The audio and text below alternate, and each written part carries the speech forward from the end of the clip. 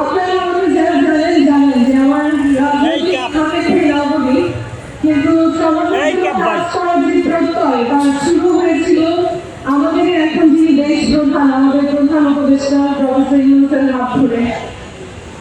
এই 2025 সালের এপ্রিলের আগে যে মেঘি আলম আমি ছিলাম, এবং আজ এপ্রিলের একটা অপ্রীতিকর ঘটনার পরে যে মেঘি আলম আছি, তাদের মধ্যে বিস্তর করা, তাদের মধ্যে বিশ্বাসের পরিবর্তন। এপ্রিলের আগে আমি বিশ্বাস করতাম যে গণজাগরণের মাধ্যমে, জনগণের জাগরণের মাধ্যমে আমরা নতুন করে স্বাধীনতার স্বাদ পেয়েছি। সেখানে আমরা এমন একজন মানুষকে দেশের দায়িত্ব দিয়েছি যার উপর ভরসা করা যায়, যে আমাদের কাছে, জনগণের কাছে, জনগণের জন্য চিন্তা করে এমন মানুষ। সেই যে উপদেষ্টা মণ্ডলী, সেখানে আমরা এমন এমন মানুষকে বসিয়েছি যারা আমাদেরকে অনেক প্রতিশ্রুতি দিয়েছিলেন যে যখন ক্ষমতায় আসবেন তারা দেশ বদলে দিবেন। আমাকে যখন বেআইনিভাবে তুলে নিয়ে যাওয়া হয় এবং জনসমক্ষে বলা হয় আমাকে অ্যারেস্ট করা হয়েছে, কিন্তু সেই অ্যারেস্টের কোনো ডকুমেন্ট নেই, কোনো অভিযোগ নেই, কোনো মামলা নেই, অথচ বিনা অপরাধে বাংলাদেশের জেলে একজন নারী ছিল। আমাদের আইন উপদেষ্টা ভুল হয়ে গেছে, কি বলছে?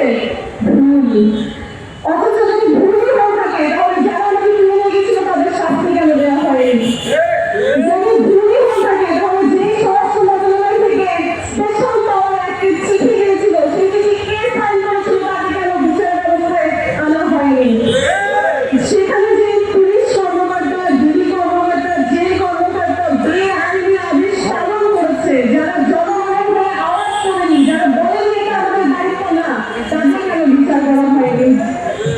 আমি এই এপ্রিলের পর দেখছি আমার বাংলাদেশে একের পর এক অন্যায় অপরাধ হচ্ছে, আর সেগুলোকে আমাদের এই যে বিচার ব্যবস্থা, তারা বলছে ভুল হয়ে গেছে।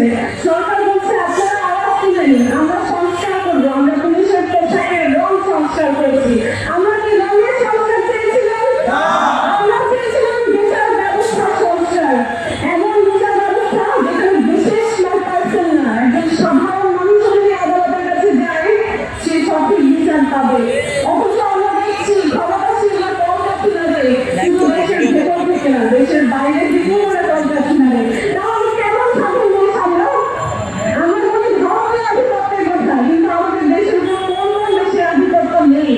বাংলাদেশে সারা বিশ্বে যদি আমি দাঁড়াতে যাই মাথা উঁচু করে, কয়টা দেশের পরে সামনে আমি মাথা উঁচু করে দাঁড়াতে পারি? আপনারা জবাব দিতে পারবেন?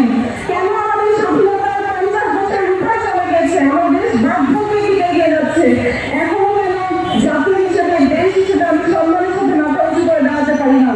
যখন দেশের বাইরে যান, শুনলেন বিশেষ কিছু পাচ্ছেন, তারা বিশেষ পুরস্কার পেয়েছেন, তারা বিশেষ কোনো একটা জায়গায় নির্বাচিত হয়েছেন, সেখানে তার সম্মান। কিন্তু বাংলাদেশের নাগরিক হিসাবে মানুষ যখন শুনে যে এই পার্সনটা বাংলাদেশ থেকে এসেছে, তার জন্য কি ভারতীয় নিরাপত্তার সম্মান থাকে? কেন থাকে না?